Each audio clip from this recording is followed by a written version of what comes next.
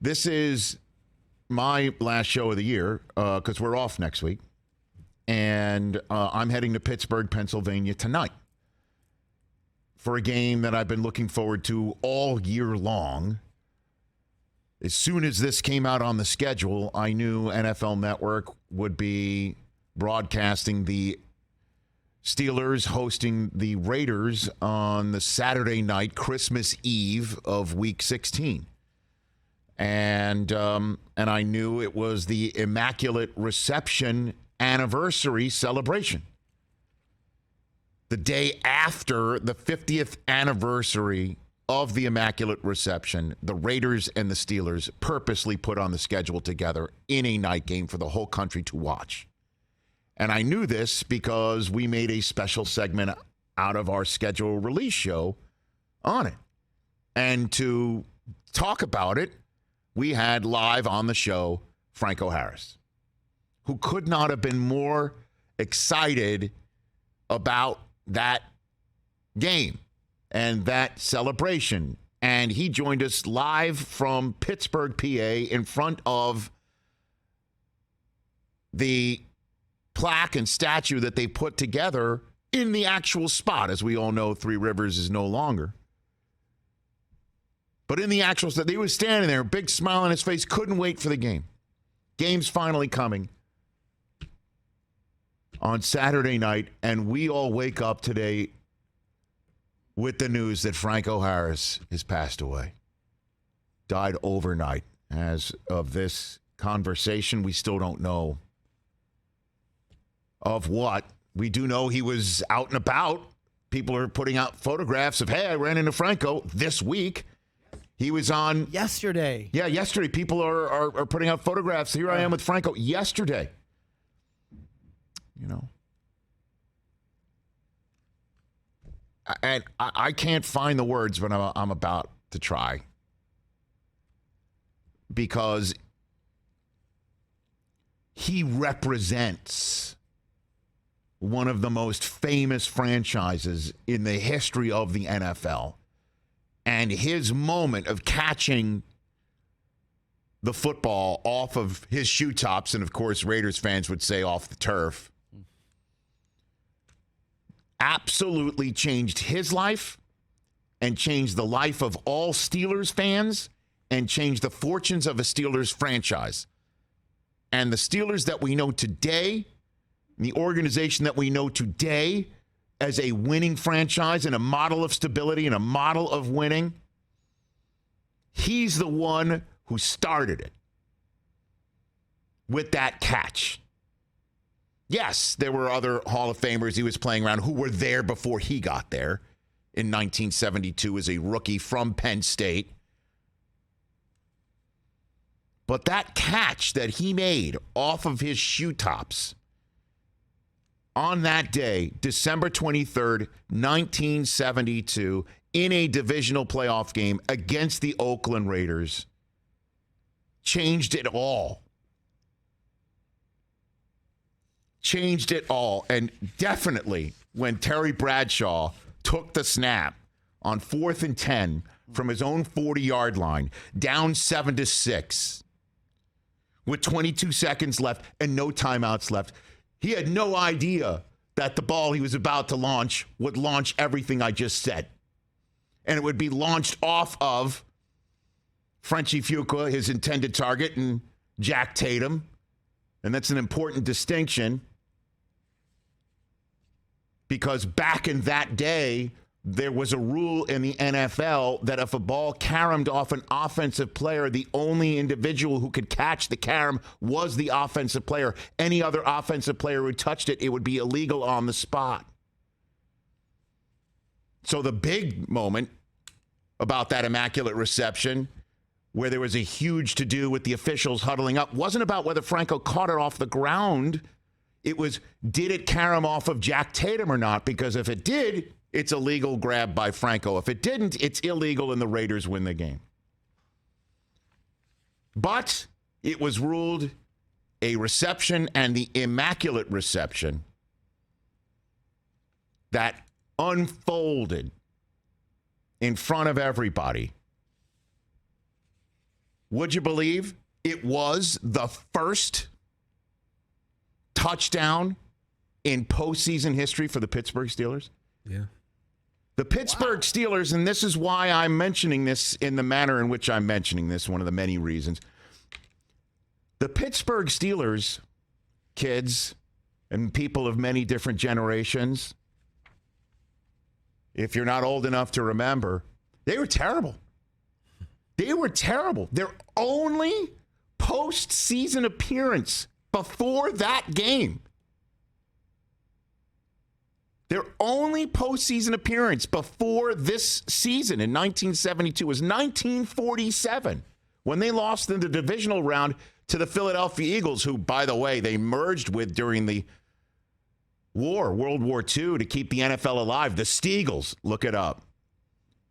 And they got shut out in that game, 21-0.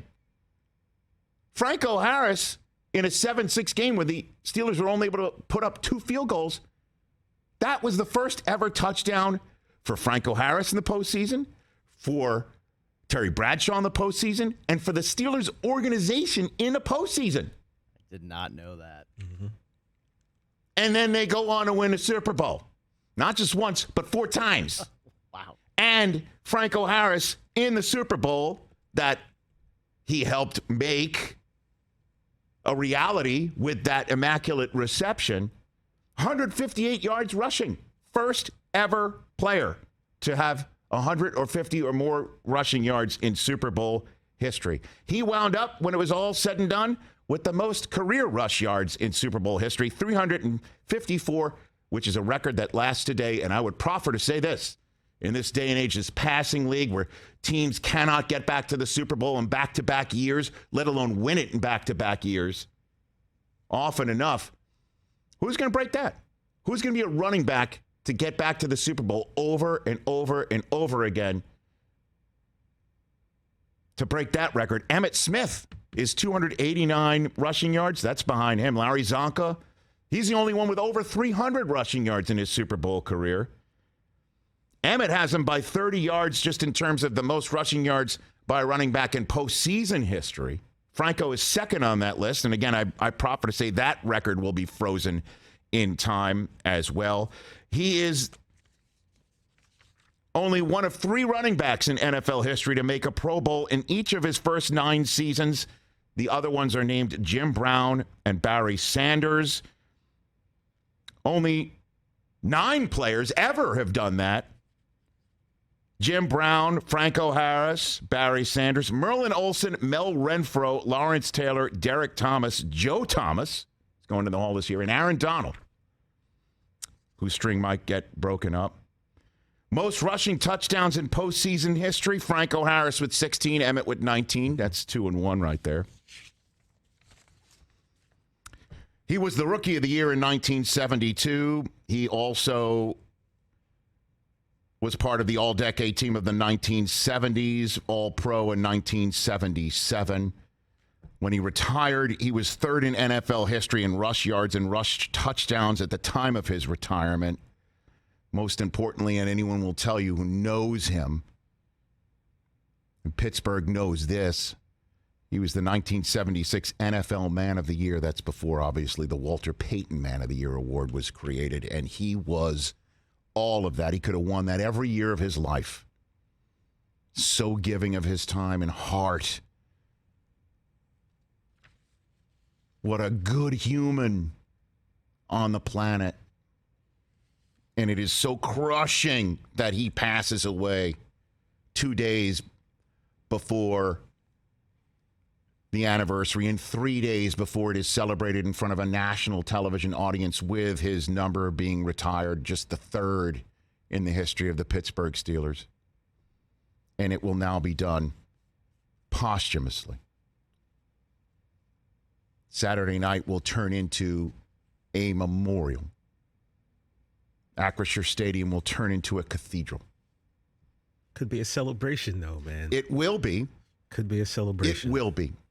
You know, it will be. That's but just the way I tend to look at it. No. But that's what memorials are, too. They, people come and tell funny stories, and Terry Bradshaw is going to come in hour number 3, and it will be a lot of fun stories and funny stories. And remember Franco this and that. As a matter of fact, we posted it on our Twitter feed. Ed O'Neill talking about meeting him at Joe Manganiello and Sofia Vergara's wedding. Very funny. You know, I mean, and people are posting photographs of them with Franco because he was so ubiquitous and so giving of his time and always taking pictures with people. And Pittsburgh loves the man from the minute they met him on the field or in public to this very moment. And yes, you want to talk about a celebration. This man was able to bask in the glory of the Immaculate Reception for 49 years and 362 days of his life. When you showed up at the Pittsburgh airport, you were greeted by George Washington. Yes. And Franco Harris. Yes. Not even when you show up, because it's still There were there. statues. Literally when you of arrived. them. Yes, You're of the going to see it in a Immaculate few hours. Reception. And that's why, again, he is so special amongst the many special. Because we know the Terrible Towel, the Pittsburgh Steelers organization, and Mike Tomlin still will take the field on Saturday night with this Steelers team with the ability to win out and not have a losing record as coach. And Chuck Noll, who was the coach on that day of the Immaculate Reception, stayed and then handed the reins to Bill Cowher, who stayed and handed the reins to Tomlin. This franchise is known for winning and stability in an era where, you know, when the NFL handed out that report to the owners last week, hey, $800 million has been squandered on fired coaches and fired front office members. The Rooneys are probably sitting back there like, pass that to 31 other people. You don't need to give that to us. we don't need that report. Dead money. Get out of here with that. That's for everyone else in this room. We know the franchise as that. They were not that. When Terry Bradshaw took that snap on 4th and 10 with 22 seconds left and no timeouts from his own 40 and threw the ball that wound up in the hands of Franco Harris, who took it to the end zone. And when you think about it, what other moments compared to launching a dynasty other than, I guess, Mo Lewis knocking out Drew Bledsoe and bringing Tom Brady in? Like, that's the only moment. But that was just a moment that nobody remembered until everything else that happened. It wasn't a playoff game. Correct. It wasn't the last play of the game. It wasn't fourth down. This was named the greatest moment in NFL history by fans and the greatest play in NFL history by the fans in the NFL 100 campaign a couple of years ago. Without question. And the man who was on the receiving end, who was going to have his number retired on Saturday night in celebration of this moment, I cannot believe Franco Harris has passed away. I'm sending nothing but my love and respect to his family, the Steelers organization, people from Pittsburgh, TJ, who, you know, must be completely overwhelmed with grief today.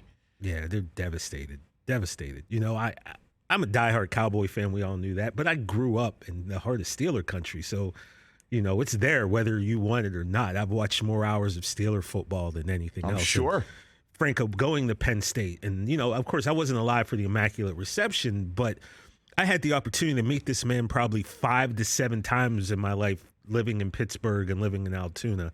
And it was just like, he was great. He was always welcoming and very cool. Sweetheart. And the nicest dude. Oh, and, my gosh. This big man with this big beard who you might be a little intimidated by, but I can remember being a kid and walking up to him at like a meet and greet once, and he just made you feel welcome. And that play, I think, epitomizes why he's such a legend in blue-collar Pittsburgh. You know, that just like not giving up when you're down 33-0. Keep digging. Keep your head up. Yes. Keep your head in the game. You could have been down. The game was over, but you hustled, man, and you followed the play, and you made the play. And that's, I think, why people love this dude. And he changed the fortunes of a franchise in a city and his career and the other guys who are Hall of Famers and you in forget, the making. And you don't forget, but people forget, when he retired, he was the 3rd leading rusher in the history of the National Football League behind just Walter Payton and Jim Brown. I am gutted